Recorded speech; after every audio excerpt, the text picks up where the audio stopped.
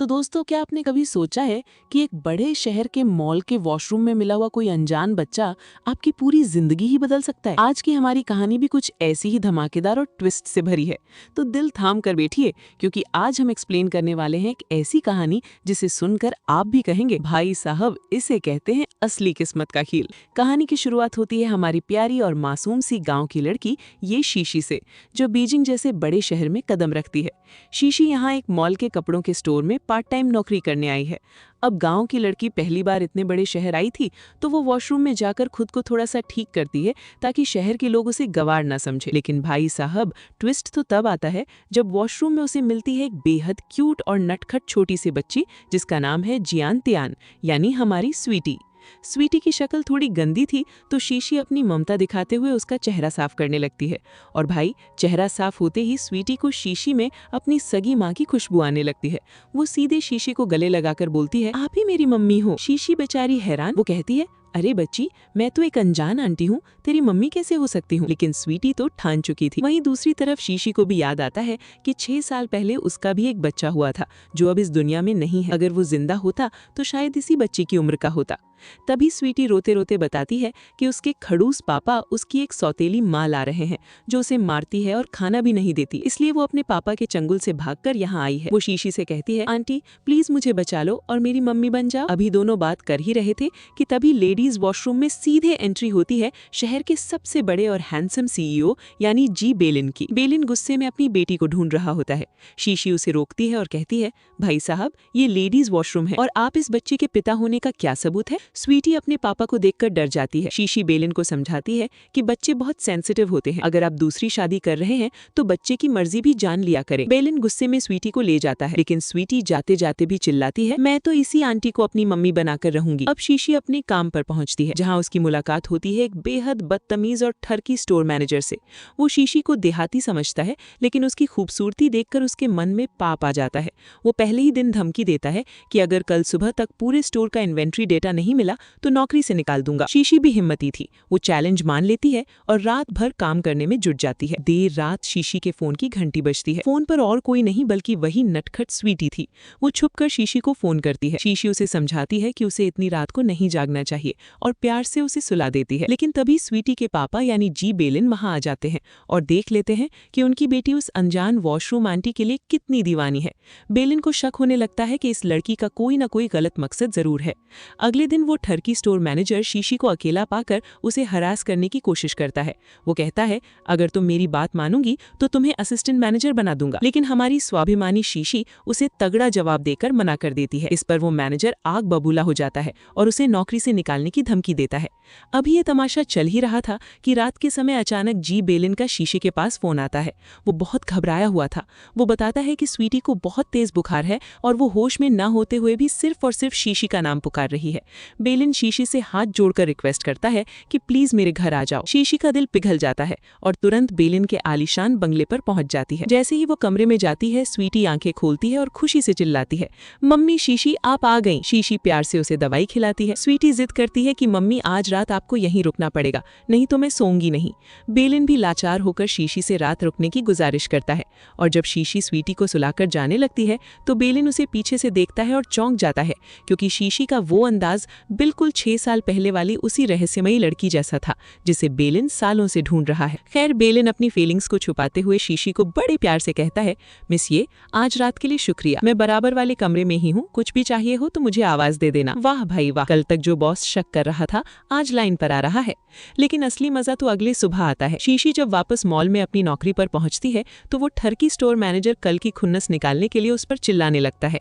वो कहता है, तुमने कल रात का काम पूरा क्यों नहीं किया, बदतमीज लड़की, अभी के अभी अपना बोरिया बिस्तर समेटो और यहाँ से दफा हो जाओ। शीशी का भी पारा चढ़ जाता है। वो कहती है, तुम कल मेरे साथ बदतमीजी कर रहे थे, मुझे ऐसी नौकरी नहीं चाहिए, मैं खुद क्विट करती हूँ। इस पर वो घमंडी मैनेजर हंसते हुए कहता है, बड़ी आई क्विट करने वाली, जब तक मैं यहाँ हूँ इस पूरे शॉपिंग मॉल में तुम्हें कोई नौकरी नहीं देगा। तभी पीछे से एक कड़क आवाज आती है, खबरदार, हमारी मम्मी शीशी को परेशान करने की हिम्मत भी मत करना।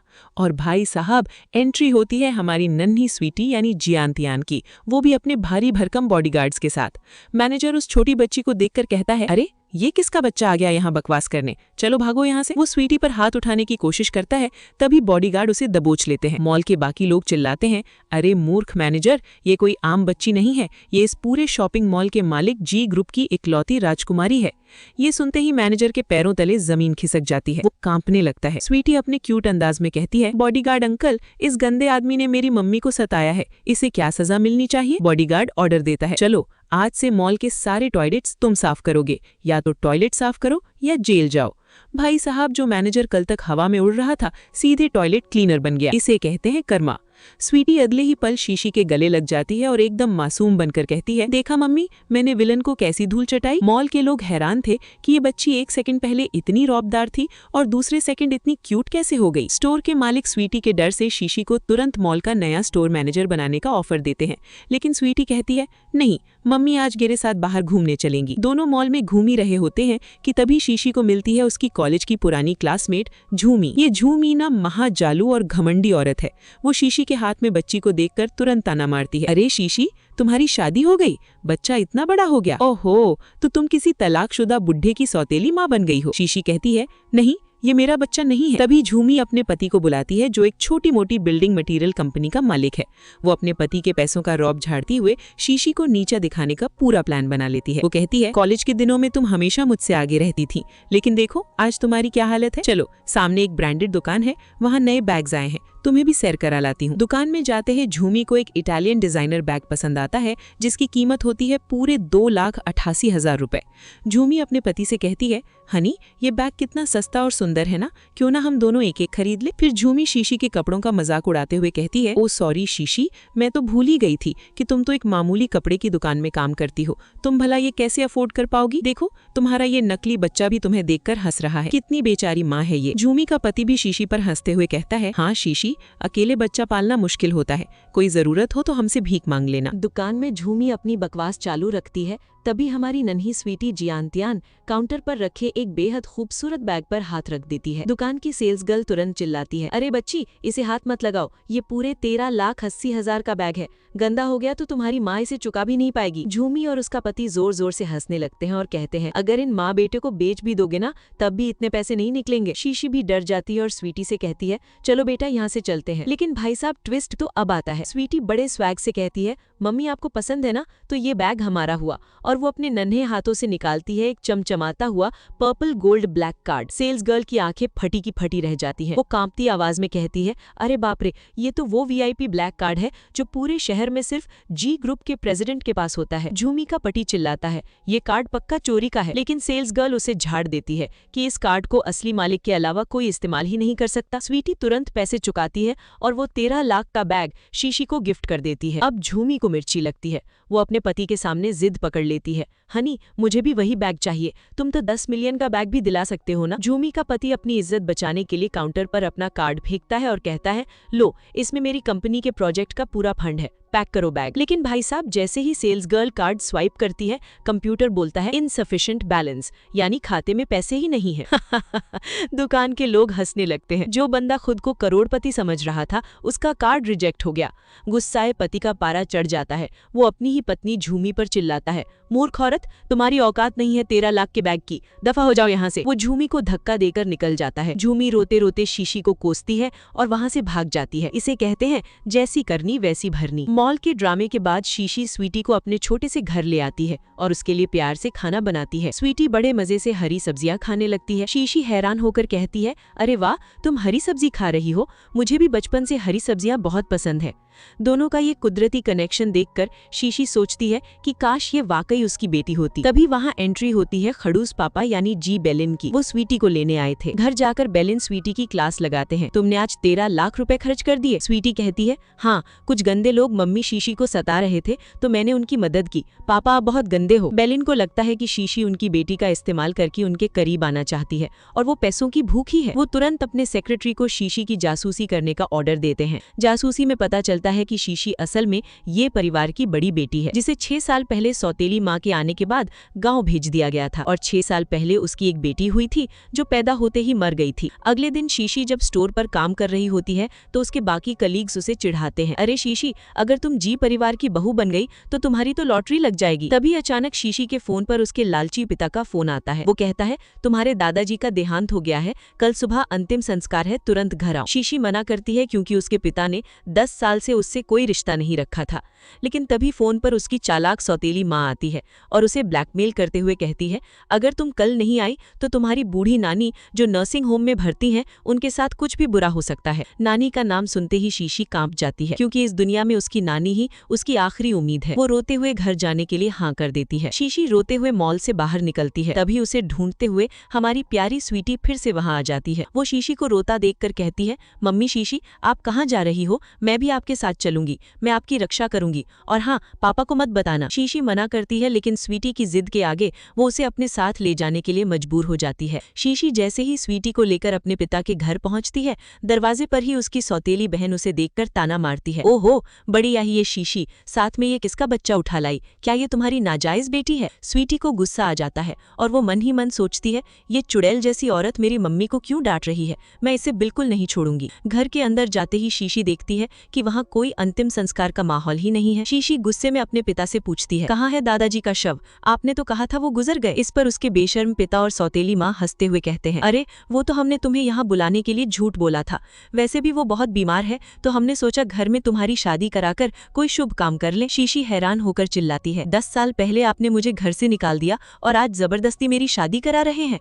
आपको कोई हक नहीं है मेरी जिंदगी का फैसला करने का। तभी उसकी सौतेली माँ जहर उगलते हुए कहती है, ज्यादा नखरे मत दिखाओ, हमारे मेहमान मिस्टर चेन आने ही वाले हैं। वो एक बड़ी कंपनी के मालिक हैं और बहुत अमीर हैं। वो तुम्हारी फोटो देखकर तुमसे शादी के लिए तैयार हो गए हैं। स्वीटी बीच में कूदती है और कहती है, खबरदार, मेरी मम्मी शीशी के पहले से ही एक बॉयफ्रेंड है जो मेरे पापा हैं और वो बहुत हैंडसम है। इस पर वो दुष्ट घर वाले हंसते हैं और कहते हैं, अच्छा तो तुम किसी तलाकशुदा आदमी के चक्कर में पड़ी हो? मिस्टर चेन के सामने तुम्हारी औकात ही क्या है? तभी वहाँ बूढ़े और बदसूरत मिस्टर चेन की एंट्री होते है। वो शीशी को देखकर लार टपकाते हुए कहता है, वाह, फोटो से भी ज्यादा खूबसूरत है ये लड़की। शीशी गुस्से में कहती है, मुझे तुमसे शादी नहीं करनी, और वो वहां से जाने लगती है। तभी मिस्टर चेन उसे रोकने के लिए उसका हाथ पकड़ने की कोशिश करता है। शीशी के पिता चिल्लाते हैं, कपूत लड़की, अगर मुझे पहले पता होता कि तुम ऐसी बदतमीज निकलोगी तो मैं पैदा होते ही तुम्हारा गला घोट देता। और वो शीशी को मारने के लिए हाथ उठाते हैं। अपनी मम्मी को खतरे में देखकर हमारी बहादुर स्वीटी बीच में आ जाती है, लेकिन वो दुष्ट लोग स्वीटी को जोर से धक्का दे देते हैं, जिससे बेचारी छोटी सी स्वीटी जमीन पर गिर जाती है और उसे चोट लग जाती है। शीशी रोते हुए स्वीटी को गले लगा लेती है। विलन्स कहते हैं, अरे मामूली बच्चा ही तो है, थोड़े पैसे देकर मुंह बंद करा देंगे। लेकिन भाई साहब, असली महाधमाका तो अब होता है। तभी दरवाजे से एंट्री होती है साक्षात यमराज यानी गुस्से से लाल जी बेलिन की। बेलिन को देखकर मिस्टर चेन के होश उड़ जाते हैं।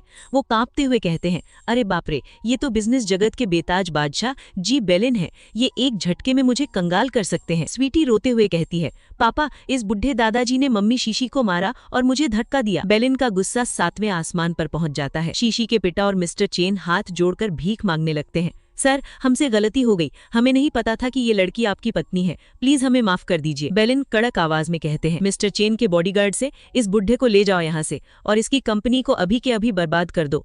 इसके बाद बेलिन शीशी के पिता की तरफ देखते हैं और कहते हैं, याद रखना, आज के बाद इस शहर में ये परिवार का कोई नामो निशान नहीं बचेगा। तुम्हारी पूरी प्रॉपर्टी को मैं जब्त कर रहा हूँ। जो पिता और सौतेली माँ खुद को बहुत चालाक समझ रहे थे, वो एक झटके में सड़क पर आ गए। इसे कहते हैं शेर के आगे ढेर होना। बेलिन और शीशी तुरंत स्वीटी को लेकर अस्पताल भागते हैं। डॉक्टर चेकअप करके बताता है कि घबराने की कोई बात नहीं है, स्वीटी को सिर्फ कुछ खरोंचे आई हैं, कोई अंदरूनी चोट नहीं है। ये सुनकर शीशी की जान में जान आती है। शीशी अस्पताल के बेड पर स्वीटी के पास बैठती है और रोते हुए कहती है, बेटा तुम ठीक हो ना? मम्मी यहीं है। स्वीटी प्यार से कहती है, मम्मी जब तक आप मेरे पास हो मुझे कुछ नहीं होगा। शीशी रात भर स्वीटी का ख्याल रखती है। जी बेलिन दूर खड़े होकर ये सब देख रहे होते हैं। उनका दिल पिघल जाता है और वो सोचते हैं कि शायद ये लड़की सचमुच मेरी बेटी से प्यार करती है। पैसों के लिए नहीं, मुझे इसके बारे में और जानना होगा। कहानी आगे बढ़ती है और हम देखते हैं कि शीशी के पिता का पूरा बिजनेस बंद होने की कगार पर है। उनका घमंड चूर चूर हो चुका है। सौतेली माँ चिल्लाती है, अगर तुम्हारा वो घटिया आइडिया नहीं होता तो आज हम बर्बाद नहीं होते। तभी शीशी की चालाक सौतेली बहन बीच में कूदती है और कहती है, डैड, रोने से कुछ नहीं होगा, ये सब उस कंगाल शीशी की वजह से हुआ है ना, तो भुगते की भी वही। उसकी बूढ़ी नानी अभी भी नर्सिंग होम में हमारे चंगुल में है। शीशी को बुलाओ और नानी के नाम पर ब्लैकमेल करो, वो जी बैलन के सामने घुटने टेकने पर मजबूर हो जाएगी। क्या घटिया लोग हैं यार ये। अगले दिन शीशी के पिता उसकी दुकान पर पहुंच जाते हैं और मगरमच्छ के आंसू बहाने लगते हैं। बेटी, मुझे माफ कर दो, 10 साल पहले मैंने तुम्हारे साथ बहुत बुरा किया था, लेकिन आज हमारा पूरा परिवार बर्बाद हो रहा है। तुम जी बैलन से कहकर हमें माफ करवा दो ना। शीशी साफ मना कर देती है कि जी बैलन उसकी बात क्यों सुनेंगे। तभी उसके पिता अपना असली रंग दिखाते हैं और कड़क आवाज में कहते हैं, अगर तुम अपनी नानी की सलामती चाहती हो तो तुम्हें जी बैलन के आगे गिड़गिड़ाना ही होगा। हमने तुम्हारी नानी को नर्सिंग होम से हटाकर कहीं और छुपा दिया है। अगर बैलन ने हमारे परिवार को नहीं छोड़ा तो तुम सीधे अपनी नानी की लाश ही उठाओगी। नानी की जान खतरे में देखकर बेचारी शीशी पूरी तरह टूट जाती है। इस दुनिया में उसकी नानी ही तो उसका सब कुछ थी। नानी को बचाने के लिए शीशी भारी मन से जी बैलन के ऑफिस पहुंचती है। बैलन अपने केबिन में बैठे थे। शीशी हाथ जोड़कर कहती है, मिस्टर जी, प्लीज प्लीज मेरे पिता के परिवार को माफ कर दीजिए और उन पर से बैन हटा दीजिए। बैलन हैरान होकर पूछते हैं, क्यों? तुम तो खुद उनसे नफरत करती हो, फिर उनके लिए क्यों भीख मांग रही हो? शीशी रोते हुए बताती है कि उन्होंने उसकी बीमार नानी को किडनैप कर लिया है। शीशी रोते रोते कहती है, मैं कोई दौलत या शोहरत नहीं चाहती, मैं सिर्फ अपनी नानी के साथ एक शांत जिंदगी जीना चाहती हूँ, प्लीज मेरी मदद कीजिए। बैलन कहते हैं, अगर मुझसे मदद चाहिए तो मेरा नाम लो और मुझे मनाओ। शीशी रोते हुए कहती है, जी बैलन प्लीज। और तभी बैलन उसका हाथ पकड़कर उसे अपनी तरफ खींच लेते हैं। भाई साहब, दोनों एकदम करीब आ जाते हैं और बैलन को फिर से वही 6 साल पहले वाला एहसास होने लगता है। तभी अचानक से सेक्रेटरी फाइल लेकर अंदर आता है और दोनों को इस हालत में देखकर चौंक जाता है। ओ सॉरी बॉस, मैंने कुछ नहीं देखा।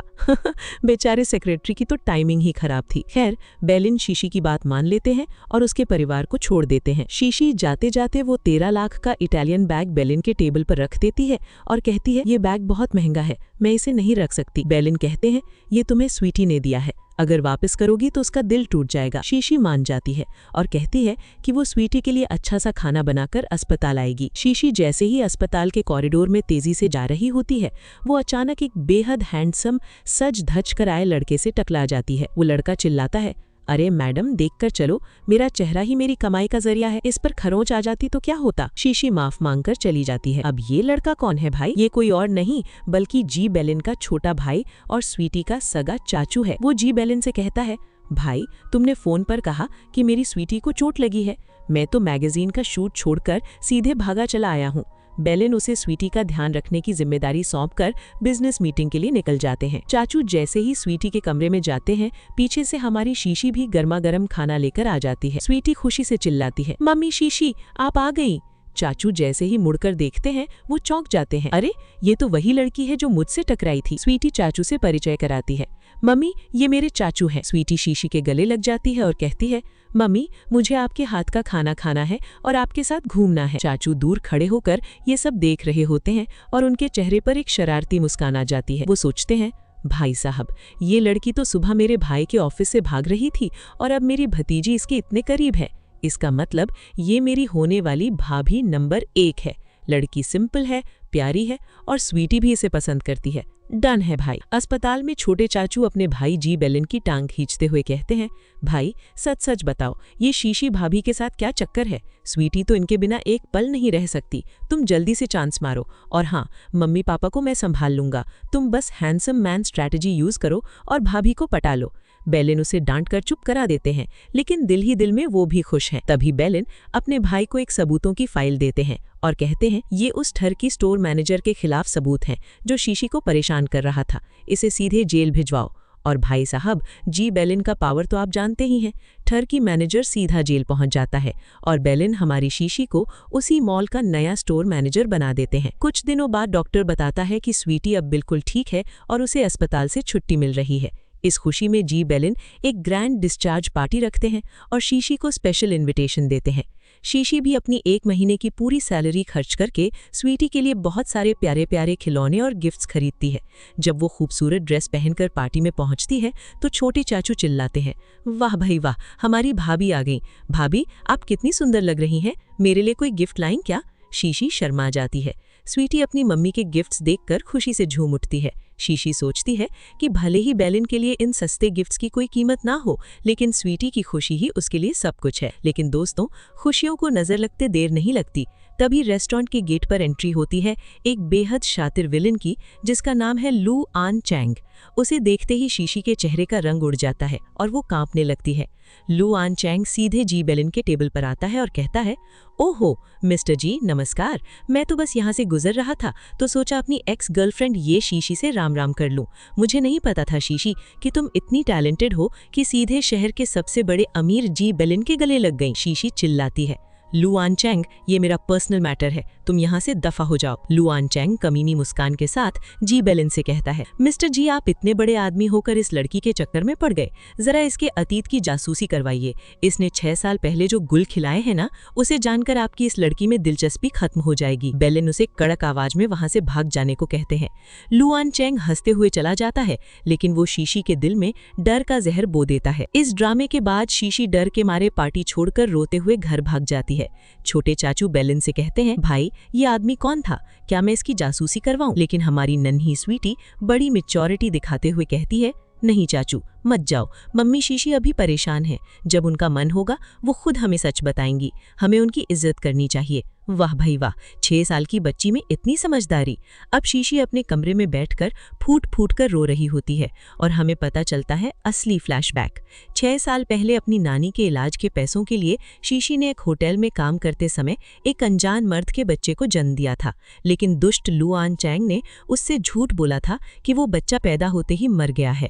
शीशी रोते हुए सोचती है, अगर जी बेलिन को मेरे इस अतीत के बारे में पता चल गया तो वो मुझे स्वीटी से कभी मिलने नहीं देंगे। वो और मैं कभी एक लेवल पर नहीं आ सकते। हमारी किस्मत में सिर्फ मिलना लिखा था, साथ रहना नहीं। शीशी के दिल में ये डर बैठ जाता है कि वो जी परिवार के लायक नहीं है। वहीं दूसरी तरफ जी बेलिन अचानक स्वीटी को लेकर विदेश जाने की तैयारी करने लगते हैं।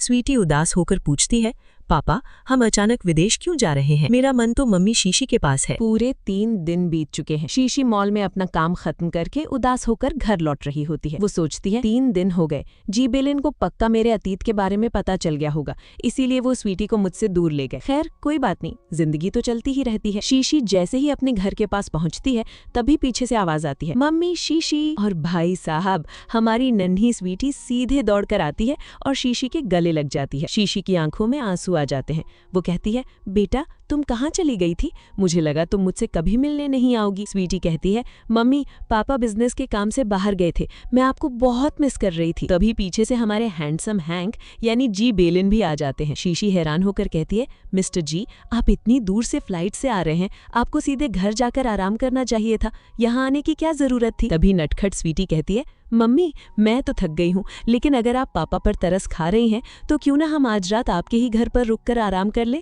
और कल पापा आपको अपनी कार से ऑफिस छोड़ देंगे। वाह भाई साहब, 6 साल की बच्ची अपने पापा के लिए इतनी तगड़ी सेटिंग कर रही है। बेलिन भी अपनी बेटी की चालाकी देखकर मन ही मन मुस्कुराते हैं और कहते हैं, हाँ, स्वीटी सही कह रही है। वैसे भी हर किसी के अपने कुछ सीक्रेट्स होते हैं। जब तुम्हारा मन करे तुम अपना राज मुझे बता सकती हो, मैं इंतजार करूंगा। बेलिन का ये बदला हुआ रूप देखकर शीशी का डर धीरे धीरे खत्म होने लगता है। अगले दिन शीशी अपने स्टोर पर कलीग्स को काम सिखा रही होती है।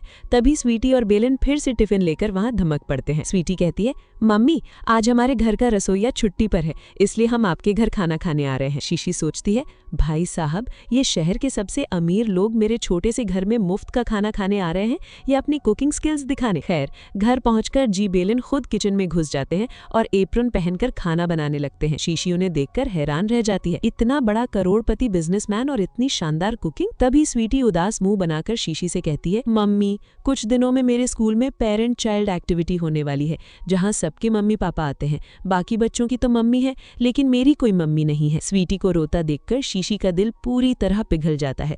वो उसे गले लगाती है और कहती है, रोते नहीं है बेटा, तुम्हारी इस एक्टिविटी में तुम्हारी मम्मी शीशी तुम्हारे साथ चलेगी। ये सुनकर स्वीटी खुशी से उछल पड़ती है और बेलिन भी किचन से मुस्कुराते हुए देखते हैं। खाना खाने के बाद काफी रात हो जाती है। शीशी कहती है, मिस्टर जी, बहुत रात हो गई है, अब आपको घर जाना चाहिए। तभी हमारी मास्टरमाइंड स्वीटी अपनी आंखें मटकाते हुए कहती है, ओहो मम्मी, मुझे बहुत तेज नींद आ रही है और इतनी रात को पापा के लिए गाड़ी चलाना सेफ नहीं है। क्या हम आज यहीं नहीं सो सकते? शीशी समझ जाती है कि इन बाप बेटी ने पक्का कोई प्लान बनाया है। वो कहती है, देखो मिस्टर जी, मेरा घर बहुत छोटा है, यहाँ ज्यादा जगह नहीं है। बेलन बड़े आराम से कहते हैं, कोई बात नहीं, मैं ज्यादा जगह नहीं घेरता। आखिरकार शीशी को हार माननी पड़ती है। वो कहती है, ठीक है, स्वीटी मेरे साथ बेड पर सोएगी और मिस्टर जी आप इस छोटे से सोफे पर सोएंगे। बेलन बिना किसी नखरे के सोफे पर सोने के लिए तैयार हो जाते हैं। शीशी उन्हें वॉशरूम का रास्ता दिखाती है और दोनों के बीच एक बेहद प्यारा और रोमांटिक आई कॉन्टैक्ट होता है। रात के सन्नाटे में शीशी बेड पर लेटी सोच रही होती है, यार ये जी बेलन शुरू से ही मुझे बड़े अजीब लगते हैं, लेकिन आजकल मुझे इनमें एक जानी पहचानी सी खुशबू आती है, बिल्कुल 6 साल पहले की उस रहस्यमयी रात वाले मर्द जैसी। शीशी अभी ख्यालों में खोई ही थी कि तभी जी बेलन बाथरूम से बाहर आते हैं। शीशी चिल्लाती है, अरे मिस्टर जी, आप मेरा बाथ टॉवल क्यों यूज कर रहे हैं? बेलन मुस्कुराते हैं और कहते हैं, तो क्या हुआ, तुम चाहो तो मेरा यूज कर लो। तभी शीशी का पैर फिसल जाता है और वो सीधे जी बेलन की बाहों में जा गिरती है। बेलन उसे कसकर गले लगा लेते हैं। शीशी शर्माकर कहती है, अरे ये क्या बदतमीजी है, छोड़ो मुझे, कहीं स्वीटी ना जाग जाए। बेलन धीरे से कहते हैं, हम कल स्वीटी के स्कूल की एक्टिविटी में जा रहे हैं, तो हमारे बीच थोड़ी आपसी समझ यानी अंडरस्टैंडिंग भी तो होनी चाहिए ना। भाई साहब, सोफे पर सोने का बहाना था, असली इरादा तो शीशी के करीब आना था। अगली कुछ रातें तो शांति से गुजरती हैं, लेकिन शीशी को अब स्वीटी की इतनी आदत हो चुकी थी कि जब स्वीटी एक दिन अपने घर चली जाती है तो शीशी का मन नहीं लगता। वो उदास होकर सोचती है, पागल लड़की, वो तुम्हारा अपना बच्चा थोड़ी है जो तुम्हारे पास रहेगी। लेकिन तभी दरवाजे पर नॉक होता है और गेट खोलते ही सामने फिर से हमारी नन्ही स्वीटी और जी बेलन खड़े थे। स्वीटी एक खूबसूरत सी ड्रेस शीशी के हाथ में देती है और कहती है, मम्मी ये ड्रेस पापा आपके लिए लाए हैं ताकि कल आप इसे पहनकर मेरे स्कूल की पेरेंट चाइल्ड एक्टिविटी में चल सको। शीशी पूछती है, लेकिन तुम लोग इतनी रात को यहाँ क्यों आए हो? तभी जी बेलन मासूम सा मुंह बनाकर कहते हैं, दरअसल हमारे घर की लाइट कट गई है और मुझे और स्वीटी दोनों को अंधेरे से बहुत डर लगता है। क्या हम आज रात फिर यहीं रुक सकते हैं? दोस्तों, शहर के सबसे बड़े करोड़पति के बंगले की लाइट कट गई, और वो भी ऐसा बंगला जिसमें बैकअप जनरेटर लगे होते हैं। बहाना बनाने में हमारे जी बेलन का कोई मुकाबला नहीं है। शीशी हंसते हुए उन्हें अंदर बुला लेती है। जब शीशी वो नई ड्रेस पहनकर बाहर आती है तो बेलन उसे देखकर पूरी तरह खो जाते हैं। शीशी सचमुच किसी परी जैसी लग रही थी। अगली सुबह शीशी जल्दी उठकर सबके लिए गर्मा गर्म और स्वादिष्ट दलिया बनाती है। वो किचन में काम कर रही होती है कि बेलन पीछे आकर खड़े हो जाते हैं और खाना सर्व करने में उसकी मदद करने लगते हैं। शीशी को लगता है कि क्या बेलन के पास दिमाग पढ़ने की कोई जादुई शक्ति है। वो बिना बोले ही उसकी हर बात समझ जाते हैं। सब लोग टेबल पर नाश्ता करने बैठते हैं। जैसे ही जी बेलन उस दलिये का पहला चम्मच अपने मुंह में डालते हैं, वो एकदम से चौंक जाते हैं। उनके हाथ का चम्मच रुक जाता है और वो पूरी तरह सुन्न हो जाते हैं। दरअसल इस दलिये का स्वाद ठीक वैसा ही था जैसा बरसों पहले बचपन में जब बेलन एक बेसहारा भिखारी भाई बनकर भूख से तड़प रहे थे, तब एक छोटी सी मासूम लड़की ने उन्हें खाने के लिए दिया था और उनकी जान बचाई थी। उस दलिये का स्वाद बेलन आज तक नहीं भूले थे। बेलन अपनी भावनाओं पर काबू पाते हुए शीशी की तरफ देखते हैं और पूछते हैं, ये शीशी, क्या तुम बचपन में कभी लिंजियांग शहर में रही हो? शीशी हैरान होकर कहती है, हाँ मिस्टर जी, आपको कैसे पता? जब मैं छोटी थी तो अपनी नानी के साथ लिंजियांग शहर में ही रहती थी। ये सुनते ही जी बेलन के पैरों तले से जमीन खिसक जाती है। उनके दिल की धड़कनें तेज हो जाती हैं। वो मन ही मन समझ जाते हैं कि ये शीशी कोई साधारण लड़की नहीं है, बल्कि ये वही परी है जिसने बचपन में उनकी जान बचाई थी और जिसे वो पूरी दुनिया में पागलों की तरह ढूंढ रहे हैं। बेलन सोचते हैं, तो क्या 6 साल पहले वाली रात को भी यही लड़की मेरे साथ थी? क्या यही मेरी स्वीटी की असली माँ है? अब हम पहुंचते हैं स्वीटी के स्कूल की पेरेंट चाइल्ड एक्टिविटी में। शीशी स्वीटी के साथ खड़ी थी और दोनों बहुत खुश थीं। तभी वहां एंट्री होती है शीशी के पुराने धोखेबाज आशिक लू आनचेंग और उसकी घमंडी पत्नी सोंग चुक्सू की। सोंग चुक्सू शीशी को देखते ही जहर उगलना शुरू कर देती है। ओहो, तो ये शीशी है? जो मर्द तुम्हें नहीं मिला वो आज मेरा पति है। वैसे तुम यहाँ इस एलीट स्कूल में इस लावारिस बच्ची के साथ क्या कर रही हो? इस बच्ची का तो बाप का भी अता पता नहीं है। ये 1 नंबर की नाजायज यानी वाइल्ड चाइल्ड संतान है। अपनी प्यारी स्वीटी के लिए इतने गंदे शब्द सुनकर शीशी का पारा 7वें आसमान पर पहुंच जाता है। शीशी बिना सोचे समझे आगे बढ़ती है और चटाक सीधे सोंग चुक्सू के गाल पर एक जोरदार तमाचा जड़ देती है। वाह भाई वाह, इसे कहते हैं करारा जवाब। थप्पड़ खाते ही सोंग चुक्सू पागल हो जाती है और चिल्लाने लगती है, इस पागल औरत ने मुझ पर हाथ उठाया। देखो सब लोग, ये खुद तो कैरेक्टरलेस है ही, इसका बच्चा भी नाजायज है। इसके पास इस महंगे स्कूल की फीस भरने के पैसे कहाँ से आए? प्रिंसिपल को बुलाओ, इस माँ बेटी को अभी के अभी स्कूल से धक्के मारकर बाहर निकालो। वहाँ मौजूद कुछ अमीर पेरेंट्स और चापलूस प्रिंसिपल भी विलेंस की बातों में आ जाते हैं। प्रिंसिपल शीशी से कहता है, मिस, आपके जैसी खराब फैमिली वैल्यूज वाले लोग हमारे स्कूल का माहौल खराब कर रहे हैं। आप तुरंत इस बच्ची को लेकर यहाँ से निकल जाइए। स्वीटी मासूमियत से शीशी से पूछती है, मम्मी ये सब मुझे स्कूल से बाहर क्यों निकाल रहे हैं? शीशी का दिल रो पड़ता है। तभी पीछे से कड़क और रौबदार आवाज आती है, खबरदार, मेरी बेटी को स्कूल से निकालने की हिम्मत भी मत करना। और भाई साहब, एंट्री होती है मैचिंग आउटफिट पहने हुए साक्षात जी ग्रुप के प्रेसिडेंट जी बेलिन की। बेलिन को देखते ही पूरे स्कूल स्टाफ और प्रिंसिपल के घुटने कांपने लगते हैं। प्रिंसिपल हाथ जोड़कर खड़ा हो जाता है, मिस्टर जी, आप यहाँ? लू आनचेंग जैसे ही बेलिन का चेहरा देखता है, उसके होश उड़ जाते हैं। वो कांपती आवाज में अपनी पत्नी से कहता है, अरे मूर्ख औरत, ये तो जी सिटी के सबसे बड़े कॉर्पोरेट किंग जी बेलिन है। स्वीटी रोते हुए अपने पापा से कहती है, पापा, इस गंदी आंटी ने मम्मी शीशी को पागल कहा और मुझे नाजायज बच्चा बोला। जी बेलिन का गुस्सा अब ज्वालामुखी बन चुका था। लू आनचेंग और सोंग चुक्सू पैर पकड़कर भीख मांगने लगते हैं। मिस्टर जी, हमें माफ कर दीजिए, हमें नहीं पता था कि ये आपकी पत्नी और आपकी बेटी हैं। हमसे बहुत बड़ी भूल हो गई। बेलिन उनकी तरफ देखते भी नहीं और अपने सेक्रेटरी से कहते हैं, इन दोनों की कंपनियों के साथ जी ग्रुप के जितने भी कोलैबोरेशन है उन्हें इसी वक्त कैंसिल कर दो, इन्हें सड़क पर ले आओ। और प्रिंसिपल से कहते हैं, और ऐसे घटिया स्कूल में मेरी बेटी कल से नहीं पढ़ेगी। सोंग चुक्सू रोती रह जाती है और जाते जाते भी बड़बड़ाती है, ये शीशी, तुम बस इंतजार करो, मैं तुम्हें देख लूंगी। भाई साहब, विलेन्स आए थे शीशी को बेइज्जत करने, लेकिन खुद कंगाल होकर वापस लौटे। स्कूल के कंपटीशन में स्वीटी फर्स्ट आती है और ट्रॉफी सीधे शीशी को देती है। शीशी उसे बहुत सारा प्यार करती है। पार्टी खत्म होने के बाद जब बेलिन और स्वीटी कार में घर लौट रहे होते हैं तो छोटे चाचू बेलिन को चिढ़ाते हैं, क्यों भाई, इतनी सुंदर होने वाली भाभी के घर रुकने से कतरा क्यों रहे हो? तुम तो बड़े शर्मीले निकले। तभी हमारी मास्टरमाइंड स्वीटी को फिर से अपनी मम्मी शीशी के घर जाना था। वो अचानक अपनी छाती पर हाथ रखती है और जोर जोर से रोने का नाटक करते हुए कहती है, ओह पापा, मेरे दिल में बहुत तेज दर्द हो रहा है। मेरा दिल सिर्फ मम्मी शीशी के पास जाकर ही ठीक होगा। और हाँ, मैं अपना टैबलेट भी मम्मी के घर भूल आई हूँ, मुझे अभी के अभी वापस जाना होगा। हाँ, 6 साल की बच्ची का ऐसा ऑस्कर विनिंग ड्रामा देखकर जी बेलिन भी हार मान लेते हैं। वो मुस्कुराते हुए कहते हैं, ठीक है बाबा, चलो आज रात फिर हम तुम्हारी मम्मी शीशी के घर ही सोएंगे। स्वीटी मन ही मन खुश हो जाती है। यस, मिशन मम्मी पापा को एक करना कामयाब रहा। लेकिन तभी बेलिन जब शीशी का नंबर डायल करते हैं तो फोन आता है, the number you dialled is temporarily unavailable, यानी आउट ऑफ रीच। जी बेलिन लगातार शीशी को फोन मिला रहे होते हैं। वो 5वीं बार फोन ट्राई करते हैं लेकिन कुछ पता नहीं चलता। नन्ही स्वीटी रोते हुए कहती है, पापा, मेरी मम्मी शीशी पक्का किसी बड़ी मुसीबत में है, मेरा दिल बहुत जोर से धड़क रहा है। जी बेलिन तुरंत अपने छोटे भाई और सेक्रेटरी को फोन घुमाते हैं और पता लगाते हैं कि उस घमंडी सोंग चुक्सू ने शीशी का किडनैप करवा लिया है। उधर एक पुराने होटल के बंद कमरे में सोंग चुक्सू शीशी को बांध कर बैठी थी। वो शीशी के चेहरे पर पानी फेंकती है और जहर उगलते हुए कहती है, ओह, बड़ी आई जी बेलिन के दम पर उड़ने वाली, आज मैं देखती हूँ कि तुम्हारा वो अमीर आशिक तुम्हें बचाने कैसे आता है। गुंडो, इसे ये नशीली दवा पिलाओ और फिर ये लड़की तुम्हारी हुई। शीशी हिम्मत नहीं हारती, वो चिल्लाती है, सोंग चुक्सू, तुम पागल हो गई हो, दूर हटो मुझसे। लेकिन गुंडे जैसे ही आगे बढ़ते हैं तभी धड़ाम, कमरे का भारी दरवाजा टूटकर गिर जाता है और साक्षात महाकाल का रूप धारण किए हमारे जी बेलिन अंदर एंट्री मारते हैं। उनके साथ पूरे हथियारों से लैस बॉडीगार्ड्स थे। गुंडों का लीडर गोस्ट ब्रदर का नाम लेकर बेलिन को डराने की कोशिश करता है, लेकिन भाई साहब, हमारे जी बेलिन के आगे ये छोटे मोटे भूत क्या टेकेंगे। बेलिन कड़क आवाज में बंदूक तानते हैं और कहते हैं, अगर अपनी जान की भीख चाहिए तो सीधे बताओ कि तुम्हें यहाँ किसने भेजा है, वरना मैं तुम सबको सच में भूत बना दूंगा। गुंडे डर के मारे कांपने लगते हैं और सीधे सोंग चुक्सू की तरफ उंगली उठा देते हैं।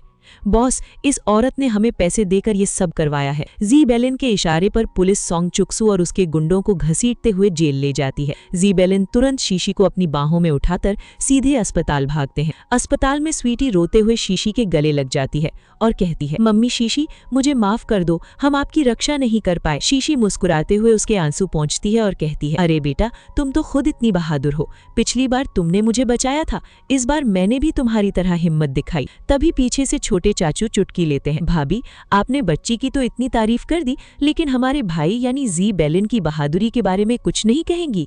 वो तो आपके लिए साक्षात सुपरमैन बनकर आए थे। शीशी शर्माकर जी बेलिन की तरफ देखती है और जी बेलिन भी मुस्कुरा देते हैं। दूसरी तरफ जेल जाने के डर से घबराई सोंग चुक्सू अपने पति लू आनचेंग के पैर पकड़कर भीख मांगती है। अचेंग, प्लीज मुझे जी बेलिन के गुस्से से बचा लो। लू आनचेंग बड़ा ही शातिर और मतलबी इंसान है। वो कहता है, मैं तुम्हारी मदद सिर्फ एक शर्त पर करूंगा। आज के बाद सोंग फैमिली का पूरा बिजनेस और सारी प्रॉपर्टी मेरे नाम होगी। सोंग चुक्सू लाचार होकर अपनी सारी वसीयत लू आनचेंग के नाम ट्रांसफर करने के लिए हाँ कर देती है। अगली सुबह जी बेलिन के ऑफिस में सेक्रेटरी खुशखबरी लेकर आता है। बॉस, सोंग ग्रुप को बचाने के लिए लू आनचेंग ने मार्केट में अपना पूरा पैसा लगा दिया है। जी बेलिन एक शातिर मुस्कान के साथ कहते हैं, बहुत बढ़िया, बड़ी मछली आखिरकार हमारे जाल में फंस ही गई।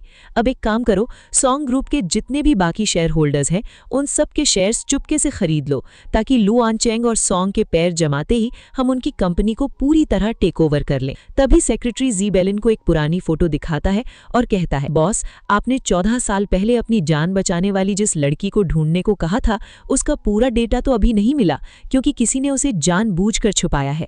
लेकिन हाँ, इतना पक्का है कि उसका उपनाम भी ये ही है और वो लिंगजियांग शहर की रहने वाली थी। बेलिन उस पुरानी धुंधली फोटो को देखते हैं, फिर उन्हें शीशी की कई बातें याद आती हैं। मैं छोटी में लिंगजियांग शहर में अपनी नानी के साथ रहती थी। जी बेलिन के चेहरे पर एक गजब का सुकून आ जाता है। उन्हें पूरा यकीन हो जाता है कि 14 साल पहले उनकी जान बचाने वाली और 6 साल पहले उनके बच्चे को जन्म देने वाली लड़की कोई और नहीं बल्कि यही शीशी है। शाम के 7 बजे जी बेलिन ने शीशी को एक सीक्रेट जगह पर मिलने के लिए बुलाया था। शीशी अपने कपड़ों की दुकान का काम खत्म करके सज धज कर तैयार बैठी थी। 2 घंटे से ऊपर बीत जाते हैं, लेकिन बेलिन का कोई अता पता नहीं होता। ना तो वो फोन उठा रहे थे और ना ही उनका कोई मैसेज आया था। शीशी परेशान हो जाती है क्योंकि बेलिन कभी अपना वादा नहीं तोड़ते। तभी शीशी के फोन पर नन्ही स्वीटी का फोन आता है। वो रो रही थी। मम्मी शीशी, आप कहाँ हो? पापा अभी तक घर नहीं आए। मुझे अकेले अंधेरे में बहुत डर लग रहा है। प्लीज मेरे पास आ जाओ। शीशी हैरान रह जाती है कि जब बेलिन स्वीटी के पास भी नहीं है और उसके पास भी नहीं आए तो वो अचानक कहाँ गायब हो गए। क्या लू आनचेंग ने बर्बाद होने के डर से जी बेलिन के खिलाफ कोई बहुत बड़ी और जानलेवा साजिश रच दी है? शीशी तुरंत स्वीटी के पास पहुंचती है और उसे गले लगाकर सुला देती है। लेकिन जब वो बाहर आकर जी परिवार के पुराने वफादार बटलर से पूछती है, बटलर अंकल, सच सच बताइए, जी बेलिन कहाँ है? क्या आप मुझसे कुछ छुपा रहे हैं? बटलर पहले तो कतराता है, लेकिन शीशी की जिद करने पर वो रो पड़ता है और कहता है, मिस ये दरअसल आज दोपहर को वाइस सिटी में हमारे ग्रुप की एक बड़ी फैक्ट्री में अचानक भयंकर धमाका हो गया है। बॉस नहीं चाहते थे कि आप और स्वीटी परेशान हो, इसलिए वो बिना बताए सीधे वहीं निकल गए। शीशी न्यूज चैनल चालू करती है तो देखती है कि वहाँ बहुत बड़ा हादसा हुआ है।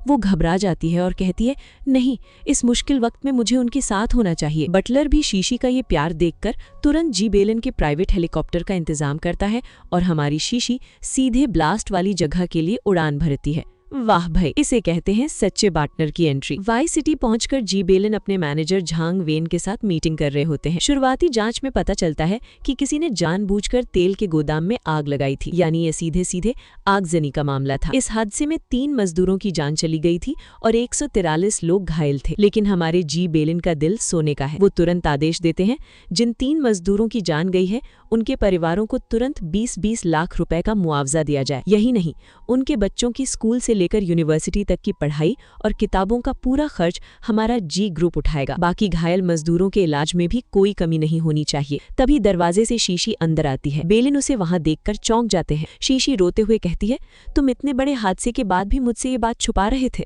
तुम्हें अंदाजा है मुझे कितनी फिक्र हो रही थी? बेलिन उसे संभालते हैं और कहते हैं, मैं बस तुम्हें परेशान नहीं करना चाहता था। अच्छा हुआ तुम आ गई। अब चलो मेरे साथ पीड़ितों के परिवारों से मिलने। तभी वहां मरे हुए मजदूरों के बूढ़े माँ बाप रोते चिल्लाते हुए आते हैं और कहते हैं, जी बेलिन, तुमने हमारे बेटों की जान ले ली, हमें तुम्हारा मुआवजा नहीं चाहिए। बेलिन बड़े शांत मन से उन्हें समझाते हैं, मुझे इस हादसे का बेहद अफसोस है। हम आपके बच्चों को वापस तो नहीं ला सकते, लेकिन आपकी मदद के लिए 20 लाख रुपए और बच्चों की पूरी पढ़ाई का खर्च हमारा जी ग्रुप उठाएगा। तभी वे बूढ़े लोग अचानक अपनी औकात पर आ जाते हैं। उनके पीछे जी ग्रुप का ही एक गद्दार जनरल मैनेजर वू यान बिन खड़ा था, जिसने उन मासूम गाँव वालों को भड़काया था। वे बूढ़े चिल्लाते हैं, हमें 20 लाख नहीं बल्कि हर परिवार के लिए 50-50 लाख रुपए चाहिए।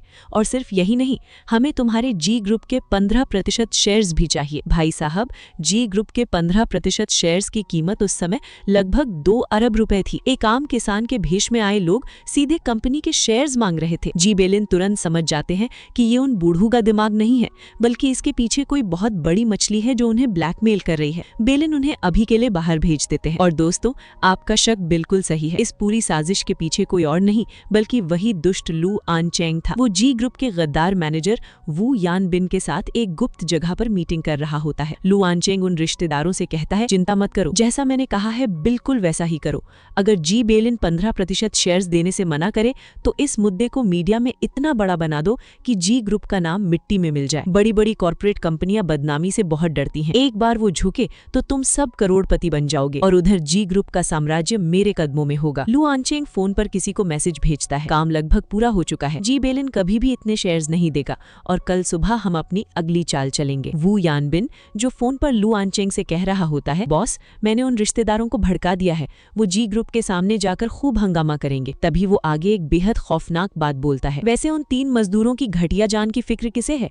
अगर आप मुझे और पैसा दो तो मैं एक और फैक्ट्री में आग लगा दूंगा और 7-8 लोगों को और मार दूंगा, मुझे कोई फर्क नहीं पड़ता। लेकिन भाई साहब, ट्विस्ट तो देखिए, जैसे ही वो फोन रखता है पीछे से हमारे सेक्रेटरी और जी बेलिन के बॉडीगार्ड्स आ धमकते हैं। उन्होंने वू यानबिन की ये सारी खौफनाक बातचीत रिकॉर्ड कर ली थी। सेक्रेटरी कहता है, बेटा तुम्हारी ये सारी बातें रिकॉर्ड हो चुकी हैं।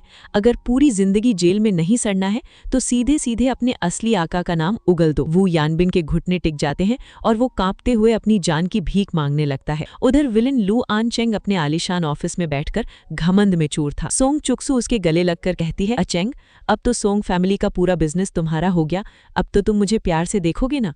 आज जी बेलिन की प्रेस कॉन्फ्रेंस है, चलो लाइव देखते हैं कि उसका साम्राज्य कैसे मिट्टी में मिलता है। दोनों मजे से टीवी चालू करते हैं। टीवी पर जी बेलिन लाइव प्रेस कॉन्फ्रेंस कर रहे होते हैं, लेकिन तभी टीवी पर एक ऐसी रिकॉर्डिंग प्ले होती है जिसे देखकर लू आनचेंग के पैरों तले से जमीन खिसक जाती है। स्क्रीन पर वू यानबिन का इकबालिया बयान और लू आनचेंग के साथ हुई उसकी पैसों की डीलिंग की पूरी कॉल रिकॉर्डिंग लाइव चल रही होती है। जी बेलिन कैमरे के सामने कड़क आवाज में कहते हैं, इस पूरे हादसे का असली मास्टरमाइंड वू यानबिन और उसके पीछे छिपा वो रहस्यमयी बुजुर्ग या बोर्ड मेंबर जो भी है, उसका चेहरा सामने आ चुका है। कानून अपना काम कर रहा है और गुनहगारों को बख्शा नहीं जाएगा। लू आनचेंग गुस्से में चिल्लाता है, उस गद्दार वू यानबिन ने मुझे धोखा दे दिया, हम बर्बाद हो गए। बदनामी और जेल जाने के डर से पागल हुआ लू आनचेंग अपनी ही पत्नी सोंग चुक्सू की तरफ मुड़ता है और एक बेहद घटिया चाल चलता है। वो कहता है, चुक्सू अगर आज मैं जेल गया तो लू और सोंग दोनों परिवार सड़क पर आ जाएंगे। एक ही रास्ता है, तुम्हारे बूढ़े पिता सोंग चांगमिंग को इस पूरे जुर्म का इल्जाम अपने सिर लेना होगा। वो बूढ़े हो चुके हैं, उन्हें जेल जाने दो। सोंग चुक्सू रोते हुए कहती है,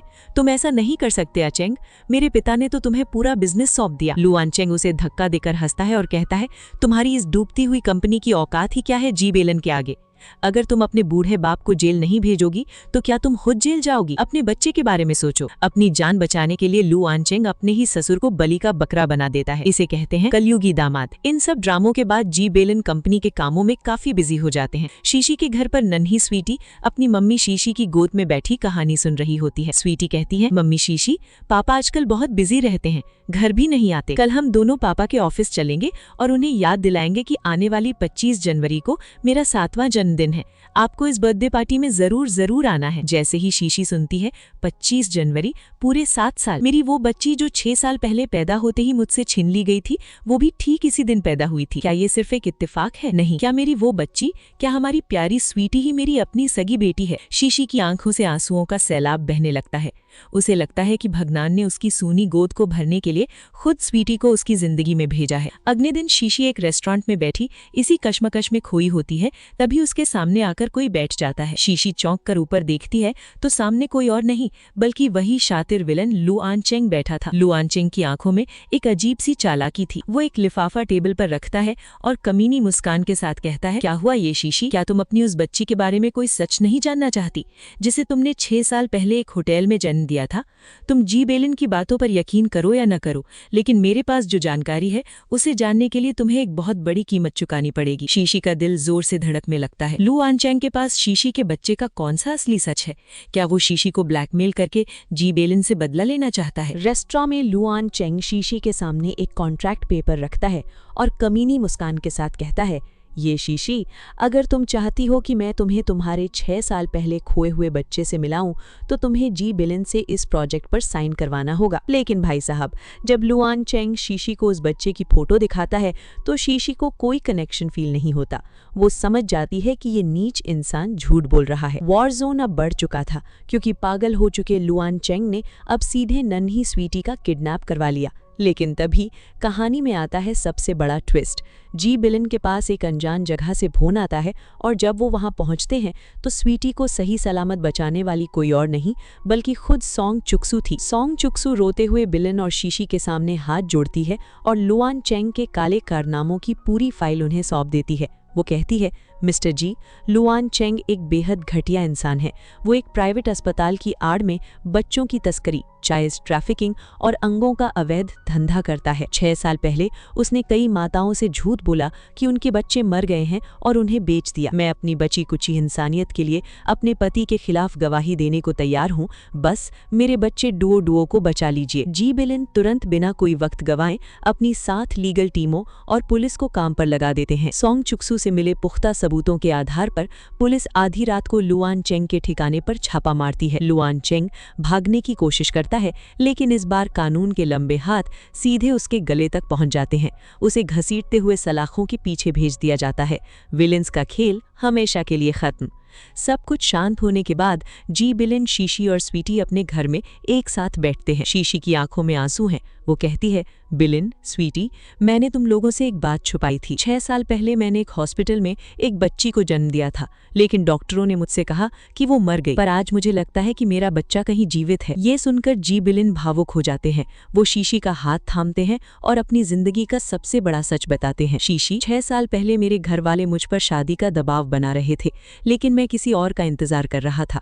उसी दौरान एक होटल में नियति के खेल की वजह से मैं एक अनजान लड़की के साथ था। 10 महीने बाद लुआन चेंग मेरे पास एक बच्ची को लेकर आया और डीएनए टेस्ट में वो मेरी ही बेटी निकली। लुआन चेंग ने मुझसे कहा था कि उस बच्ची की मां की मौत डिलीवरी के वक्त हो गई। बिलिन शीशी की आंखों में देखते हैं और कहते हैं, शीशी, वो बच्ची कोई और नहीं बल्कि हमारी स्वीटी ही है। तुम ही स्वीटी की असली मम्मी हो। ये सुनते ही शीशी के पैरों तले से जमीन खिसक जाती है। वो रोते हुए स्वीटी को गले से लगा लेती है। माँ बेटी का ये रूहानी मिलन देखकर कमरे में मौजूद हर शख्स की आंखें नम हो जाती हैं। स्वीटी चिल्लाती है, यस, मेरी मम्मी शीशी ही मेरी असली मम्मी है। लेकिन दोस्तों, कहानी का असली मास्टर स्ट्रोक तो अभी बाकी था। जी बिलिन मुस्कुराते हुए शीशी से पूछते हैं, शीशी, क्या तुम्हें बचपन का वो भिखारी भाई याद है जो लिंगजियांग शहर की सड़क पर भूख से बेहोश पड़ा था और तुमने उसे दलिया खिलाकर उसकी जान बचाई थी? शीशी हैरान होकर कहती है, क्या वो तुम थे? बिलिन घुटनों पर बैठते हैं और कहते हैं, हाँ शीशी, ऊपर वाले की कृपा देखो। मेरा बचपन का पहला प्यार, मेरी जिंदगी की रक्षक और मेरी बच्ची की माँ, ये सब कोई अलग अलग नहीं बल्कि सिर्फ और सिर्फ तुम हो। वाह भाई वाह, क्या कमाल की हैप्पी एंडिंग हुई है। स्वीटी खुशी से नाचते हुए कहती है, मम्मी अब पापा की भी स्वीट हार्ट बन गई। लेकिन यार, मेरा कोई छोटा भाई या बहन नहीं है। बिलिन शर्माते हुए शीशी को देखते हैं और स्वीटी से कहते हैं, चलो जी टियान, अब से तुम्हें इन्हें मम्मी कहना है। स्वीटी चिल्लाती है, आई लव यू मम्मी। तो दोस्तों, नफरत हार गई, साजिशें नाकाम हो गई और अटूट प्यार और माँ की ममता की जीत हुई।